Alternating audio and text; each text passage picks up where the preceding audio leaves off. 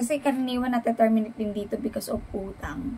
So, ayun yung mga reason na itatanong nila, bakit ka na-terminate.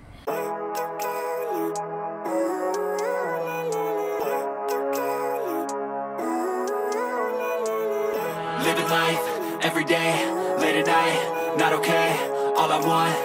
Ayan, hello people! Hello, welcome back again sa aking YouTube channel. This is Mavi Creluya. So, for today is another day, another vlog. Yes, umuuga siya. So, for today's video is another sit-down vlog, guys. I will be answering some questions that I take sa mga comment section. And I want to, alam mo yun, answer it and explain it properly in the video. So, ayan. Ito na yung inaantay yung mga zels. So, ayan. So, before we start, guys, if you are new to my channel, please consider subscribe sa aking YouTube channel and support my channel, please. Ayan.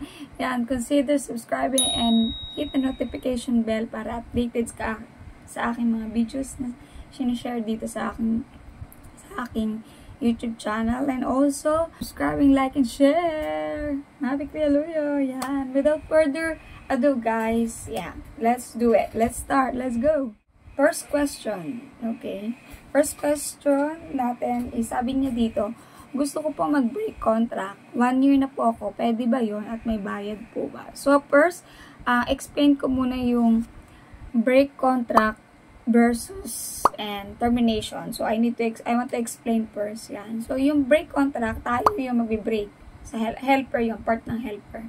Ang termination naman is part ng employer. Kung gusto kanya ng ayaw na niya sa'yo or may mga reason. Kasi may iba-ibang reason yan sa termination. So, ang termination ng una niyan, yung tag dito, sabi, kailangan relocation ng ng amo mo, financial problem, tsaka death of employer. Ayun yung 3 reason for termination. Ito naman, sa break contract naman, may reason din yan. So, una, emergency, kailangan mo, or exploited, or exploited in a way na yung mistreated ka, kulang sa pagkain, yung, alam mo yun, alam mo na hindi ka safe sa bahay ng amo mo. You feel uneasy, yun, hindi ka safe, tsaka mistreated nga, yung hindi ka nabibigyan ng sapat, ganyan. So, ayun yung may mga reason kung bakit gusto mag-break. So, ayun, hindi ko alam yung reason mo, sis, pero, yan, pwede tayo mag-break if you feel uneasy or uncomfortable or alam mong hindi ka okay sa loob ng amo mo. So, yun, at ang tanong pa niya pangalawa, may bayad po ba? So, ito yun, may bayad siya if nag-on the spot ka. You need to pay them, the employer. Pag nag-on the spot ka, kunyari, ngayon nag-decide ka na bukas, alis ka na. So, kailangan is ikaw ang magbayad sa kanya ng 1 month. Pero, pag nag-notice ka naman, yung sinasabi natin ng yung notice, yung 1 month notice, kung nag-1 month notice ka, wala kang babayaran. And then, si amo pa rin, it's either on the spot ka or nag-1 month notice ka, si amo pa rin ang bibili ng ticket mo pa uwi. So, ayan, kasi nasa nasa batas yan ng, dito, about working dito, sa employment. So, ayan, ang pangalawa naman katanungan na na-receive natin, sabi, paano kung ayaw kapauwi ng amo mo kahit nakasend sa immigration ng 1 month notice at nakiusap sila, yung amo mo, magstay ng 3 months bago umuwi?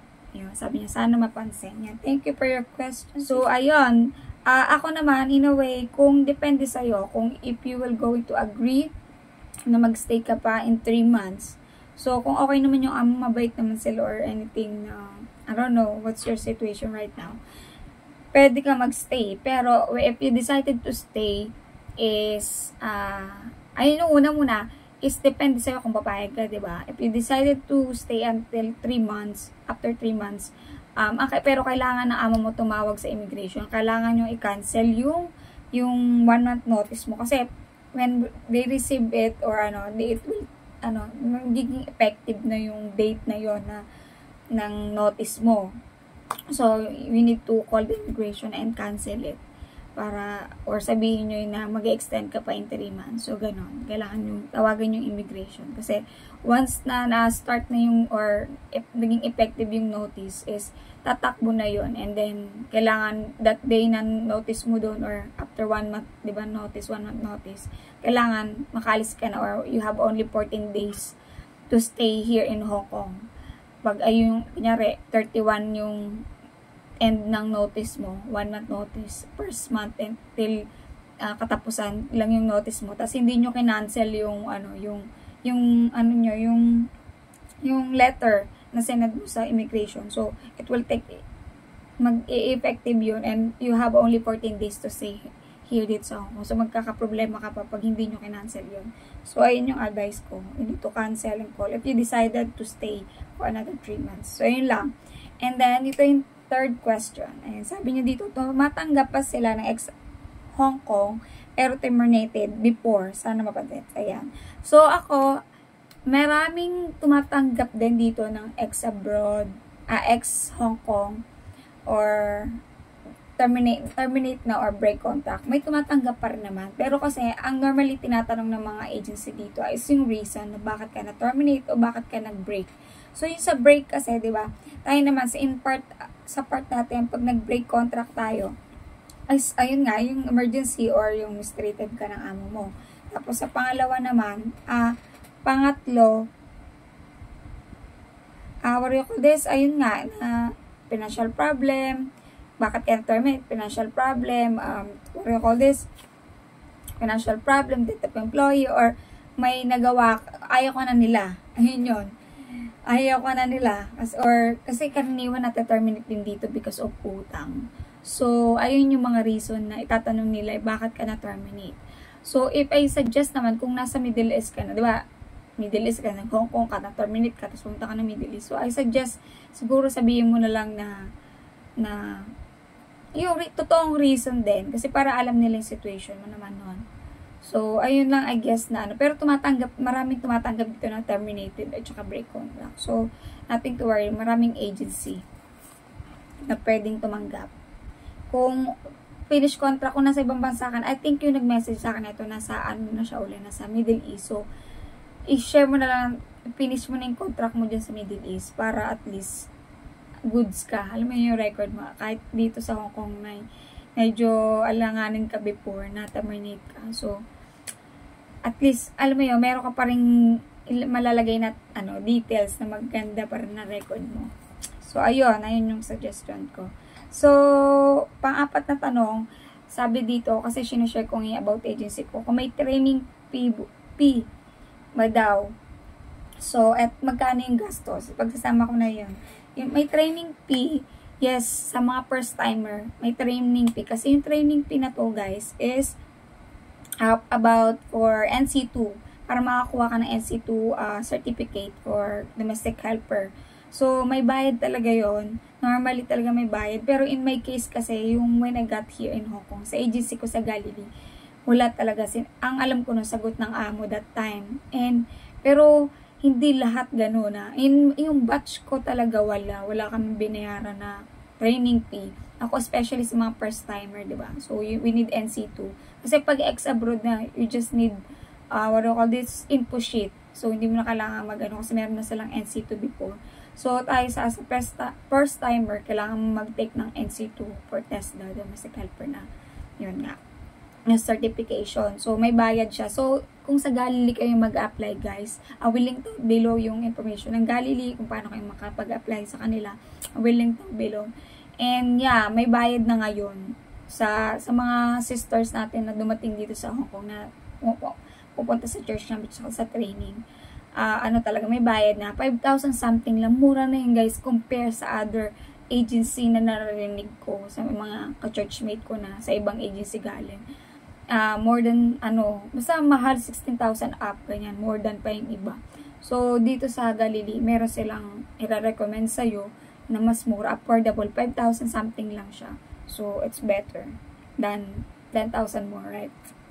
So ayun, ito naman yung magkano yung nagastos ko. Ako in my situation, 2021 kasi ako dumating dito guys. So, in my case, kasi ako nakatira ako, depende kasi sa location mo. Ako kasi, Cavite lang ako. And nagastos ko nun is not more than 20,000.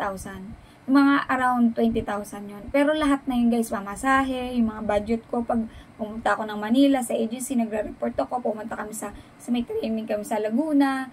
Before kami, yung part ng ano yun sa Galilee, may training sa Laguna. About, yung parang mas, maano ka dito, ma-expose ka yung madadatnan mo dito, tutulungan ka ng language. Iba pa yung sa sa PIUS ba yun? Iba pa yun, yung para makapasa ka doon. Iba pa yun. So, may ibang training pa talaga magti-training sa'yo. Talagang matagal, nanggaling dito sa Hong Kong. Alam niya yung kalakaran dito sa Hong Kong. So, talagang iaano kayo. Iti-training kayo na on the spot. Kasi, di ba, para may idea ka na yung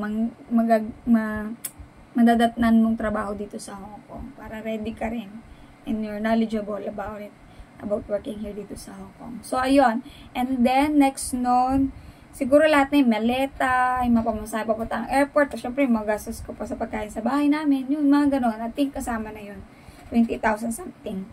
And, yun nga, yung wala nga akong bayad sa training fee ko that time. Ang binayaran ko lang nung TESDA. Yun, kasama na rin yung sa gastos ko na yung sa TESDA namin. Bumalik pa kami na kasi ako sa Laguna kasi ako nag-attest day. Kasi noon dati sa Manila, puno. So, yeah, bumalik pa kami, pamasahe pa yun. Mga ganon. And, yeah, yung ganon lang. And then, I will link down below yung information ko din na share ko dito. Ano yung mga requirements at saka paano magkano yung gastos ko that time. So, I will link down below yung experience ko na yun. So, yung number 5 question naman, sabi, matagal ba ang process? So, it's about working naman dito. I mean, yung applying naman, ito yung tanong niya. So, in my case, guys, kasi ako, end of January ako nag-apply. Mga 29 to 30, ganyan. So, na-hired ako ng February 4. And, dating ako dito sa Hong Kong is April 14. So, sabi natin February, March, April. February, March, April, di ba? April. So, April 14. So, mga less than 2 months or a month. Less than 2 months yung process ko dito. Kasi, guys, ako pandemic ako dumating. Medyo mahigpit pa noon. ECQ, nag-GCQ pa before. So, medyo mahaba yung proseso kasi may mga suspension may mga hindi pwede, mahirap pa yung biyahe before. So, kaya tumagal siya ng gano'n. Pero, right now, less than or a month, siguro less than 2 months or a month ka lang mag-aantay. Kasi may proseso kasi, di ba? So, ayun lang. Medyo mas mabilis na ngayon compare before. So, yan. Tsaka compare ngayon, I think mas lesser yung gastos ngayon kaysa before. Kasi noon, talaga yung mga unang napapanood ko before noon, bago ako pumunta sa Hong Kong, talaga 100 plus talaga yung ginagastos nila just to get here dito sa Hong Kong. And now, tsaka diba, less than or 20,000 lang yung nagastos ko that time. Kasama na yung lahat. So, yan, it will depends sa location mo. Kasi pag sa province, syempre, iba yung situation mo. So, ako kasi around Manila lang din naman ako, outside Manila. So, it's easier for me. So, ayun lang. Ayun yung mga basically question na na-receive ko. And, yeah, ayun yung inano ko rin na yung break and termination. Okay, so, may break kasi may mga idol. Pero ako, lagi ko sinasuggest, if sa break, especially sa mga first timer, kailangan lang din, kasi ito yung kasi minsan dapat na may tindihan or kailangan ready tayo sa madadatan sa bahay ng amo natin kasi may mga amo talaga na madamot sa pagkain and may mga amo talaga na alam mo yun, talagang katulong talaga yung treatment, hindi family. So may mga amo talaga na grabe, may mga ugali talaga as in, mga mababait. Sobrang bait. Yung may mga ganyong perfectionist, ganyan. So, sa marami nga nagsasabi ng mga galing Middle East na iba daw talaga yung trabaho dito sa Hong Kong compare sa Middle East. Kasi doon sa Middle East daw, at least nakapagpahinga pa daw sila, may break, ganyan. Dito sa Hong Kong, walang ganun. Meron din, pero not like sa Middle East. Talaga iba talaga, magkaiba yung working place na madadatnan nyo dito sa Hong Kong. Dito kasi napakabilis ng oras and talagang kahit napakalit ng bahay, talagang parang buong araw mo lilinisin. Ganun. Grabe. Tsaka napaka-perfectionist nga ng mga ibang mga Chinese dito. May pagka mga arte, ganyan. So, praise God and glory to God that yung mga amo ko hindi ganun. I mean, yes, may mga ano sila, may mga bagay na gusto silang gawin na in their way. Pero okay lang. I mean, basta hindi nila ako ginugutom, hindi nila ako, alam mo yung pinagsalta na masama. So, it's okay na rin. So, pero ayun talaga kailangan madalitin. Kailangan dito, when you decided to work here, kahit saang lugar, you need to be spiritually ready. Kailangan alam mo yung relasyon mo sa Panginoon. Kasi pag hindi, pag sinabihan ka lang ng amo mo na tamad ka, BO-BO ka, TANG ka, mas you will take it personally, diba? You will be easy to sway. Mag-iisip ka na, gusto mo na terminate, ganyan. And ito yung unang naramdaman ko when I first got here in Hong Kong. Kasi first time ko magkatulong dito sa Hong Kong. Katulong eh. I mean, experience ko naman sa Pilipinas yung bata pa ako. Pero, yung talaga ngayong adult na ako, yung parang hindi ako sanay na gano'n, na nasa loob ako ng ibang bahay. Parang gano'n. Yung bibigyan ka na pagkain na, alam mo yun, konti lang. Yung parang hindi ka mabubusog, mga gano'n. Experience ko yun yung bago ako dito sa Hong Kong. Kahit sa mga amo ko, na-experience ko yun. Pero, naging din sila, naging generous. Alam mo yun, nagbabago naman yung ugali. Minsan kasi, tinetest ka lang nila. Kahit 1 year or 2 years, tinetest ka pa rin talaga nila. Kung hanggang saan ka. Minsan ganun. Kaya kailangan spiritually, you are ready. You know that your identity in Christ Jesus. You know, alam mo yun, may kakapitan ka na more than, higher than any master in this world. Diba? You have a master in heaven na talagang pinaglilingkuran mo. You do it for the glory of God. When you work sa bahay ng amo, kahit anong trabaho, you just need to always to remember that you do it for the glory of God. Hindi lang sa mga amo mo dito. And yeah, yun. And then, kailangan emotionally, mentally, you are ready. You are healthy. Yan. And physically din, kailangan healthy ka. Pag may sakit ka, mahirap. Kasi, dito talaga grabe yung trabaho dito. Na yung mga, lalo pag may alaga ka active, tapos lagi sila nalabas, marami silang mga activities, yan, so on and so forth. So, kailangan talaga tayo yung manager dito sa bahay. Kailangan meron kang common sense, kailangan, kailangan meron kang, alam mo na yung dapat gawin, dapat di ka na inuutusan, or kailangan observant ka sa ginagawa mo sa loob ng bahay, tsaka ginagawa ng mga amo mo, observant ka. Marami kang kailangan ready when you got here dito sa Hong Kong. So, kailangan maging humble lang tayo. Pag alam nating mali tayo, you say sorry and accept and do better next time. And yun, wag natin papatuloy yung mga amo natin na mababait. Wag natin papatulan kasi tayo yung talo. Tayo pa rin yung talo. At the end of the day, tayo pa rin talo. Kasi hindi natin bahay to. So, we just need to be humble ourselves and submit sa ating mga amo. As long as hindi ka sinasaktan, hindi ka nagugutuman ng over. Pero alam nyo guys, may mga amo dito na sa una lang, ganun, hanggang ngayon madamot pa rin sa pagkain. Pero, as a Pilipino, di ba, madiskarte naman tayo. So, pag yung nakasahod na sila, bumibili na sila ng sarili nilang pagkain. Kasi sabi nga nila dito, may food allowance nila. Pero hindi naman minsan nasusunod yun.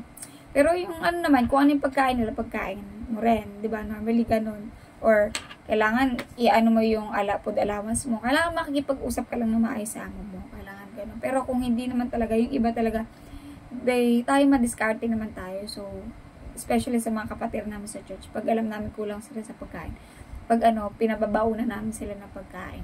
So, yun, ganun, diskarte, malupit lang talaga, guys, para makasurvive ka. So, ayun, ang goal naman natin is finish natin contract natin na maayos. And then, we can, if you want to move on to other employer, at least maganda yung contract mo, and contract.